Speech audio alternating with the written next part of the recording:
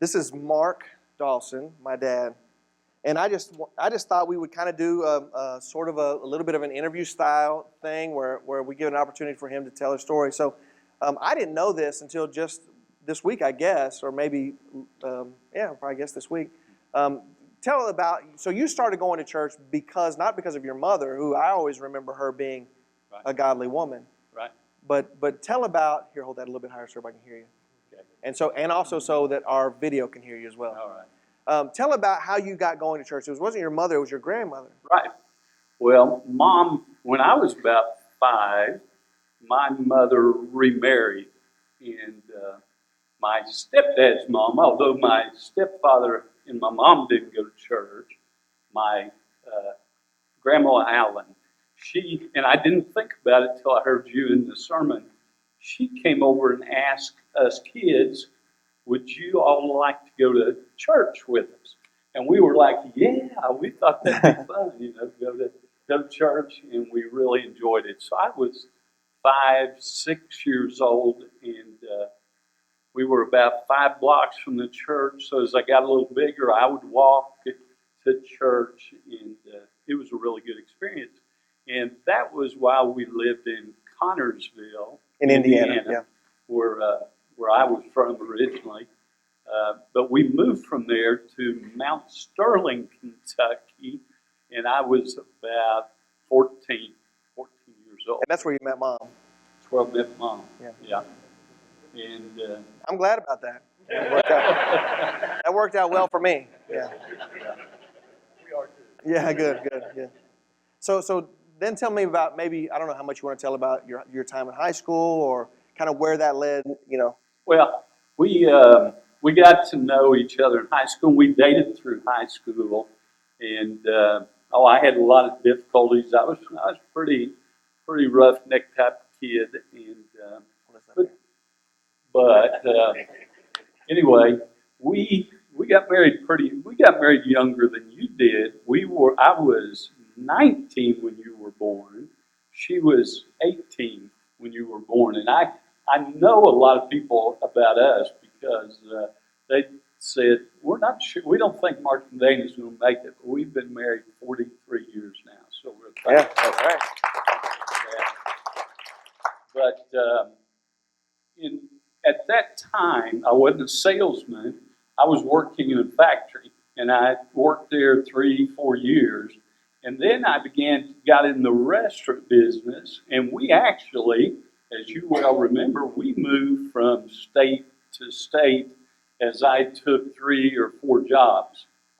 But in 1981, we moved back to our hometown where your mom was from and where you were born.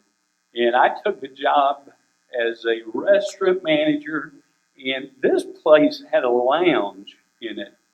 Over the last few years, I'd had a real bad problem drinking and gambling when you were little, from the time you were born. So that wasn't a good spot for me to be in, that restaurant and lounge. But in 1981, also, we moved next door to some people that were very kind. And Pat, they were from Pittsburgh, wherever Pat's at. So, and we already knew people around there, and they were telling us about things around Mount Sterling, and they were just real friendly, real outgoing, and they invited us to church, and I thought, I don't want to go to church. Thought, we've got a lot of problems. I just don't want to go to church. Dana would have been glad for us to come to church, but I put it off for a long time. But kind of a turning time in my life, we had some good friends from Indianapolis came and visited. And I wanted to take them down to where I show them this steakhouse where I managed, and we got drinking that night, and I was in bad shape. And Mom was watching you and Billy, and I remember getting home that night, and actually where I'd worked, they asked me to leave because I was acting pretty bad. Had a lot to drink. This is the restaurant you managed, This was a restaurant, but I was off that night. and they wanted you to leave anyway. They wanted me to leave. I was in pretty bad shape. Got home. I can remember these people that lived next door, Pat. It was a duplex they lived in. We lived in a duplex. They lived in a brick duplex, and I was throwing my beer bottles at the side of their house. But these were the people. I wasn't doing it because they were the ones that invited me to church, but I just remember doing that. And so that night, actually, I kind of got mean to Mom.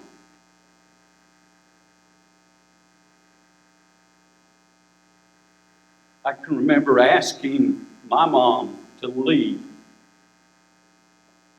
She was there too. She was there, and I was getting in a bad way. I didn't realize how bad it was. But anyway, some time went on. These neighbors kept being friendly. I can remember them inviting us to go out over to Moorhead to eat pizza. I knew you were going to say that. I remember, yeah. Remember that? Well, I don't remember that moment, but I remember going there to eat pizza. Okay, yeah. What was the name of it? I think it was Claire's or something. I might be totally wrong. I bet Mom remembers. Whatever. Well, that's right. So anyway, they did that, but they just kept being real friendly. I didn't know people from Pennsylvania were that friendly. But they were. So anyway, they kept being friendly, inviting us to church, not in a pushy salesman,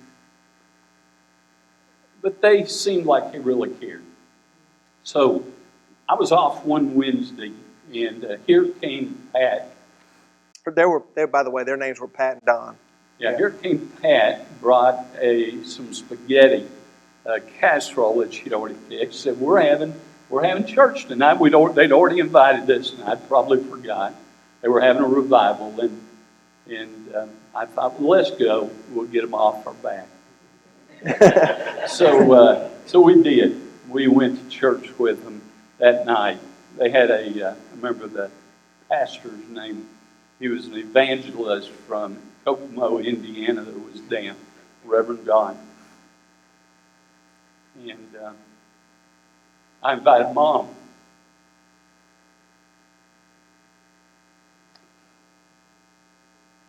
To come, but I remember the word being preached. And they had an invitation, and I couldn't wait to come to the altar and pray.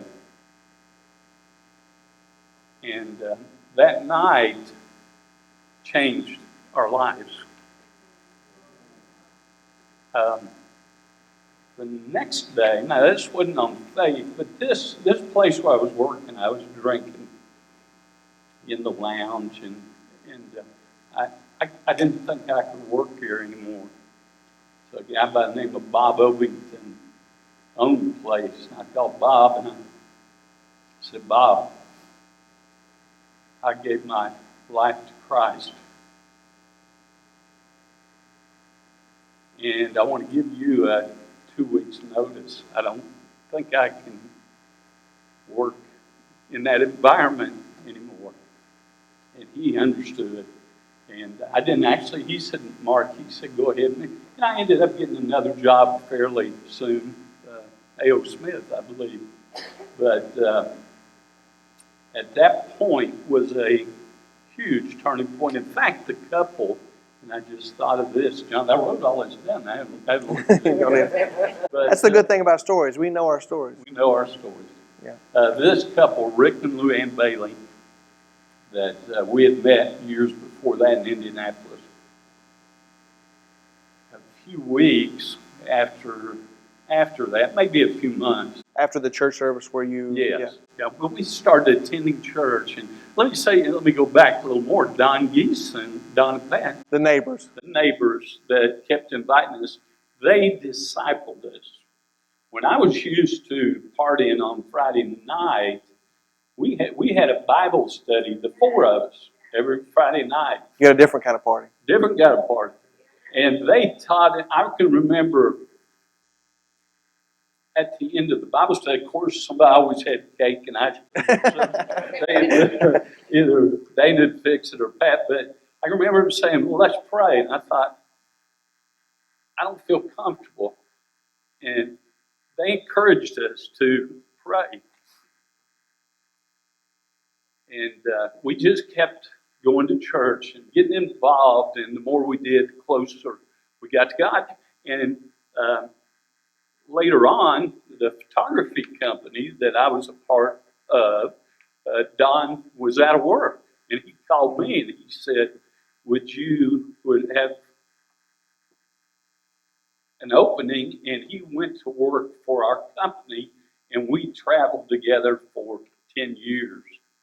And So you said, so they invited you to church that one Wednesday night, and you said, okay, we'll get these people off our backs. Absolutely. And you're still friends with them. How many Still years? friends. I was 5 years old then. That was right. So I was, Yeah.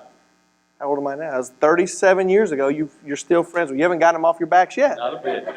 They're family. They're part of our family. The great thing about that family, they had a guy who was my age. We grew up. We were in the same kindergarten class already. Yeah. And we even though we moved a lot in high school, we hung out all the time, hunting, fishing, all that kind of stuff. And they had another son that was about 1 year younger than my brother. So we had good connection. It was a great, just a great moment where a neighbor showed love, and it changed not only your life, Absolutely. but mom's and ours, Yeah. and yours. All of that is a natural outpouring Yeah. of that. So, Yeah. anything else you want to share? That's all. Well, I appreciate it. All Yeah. right.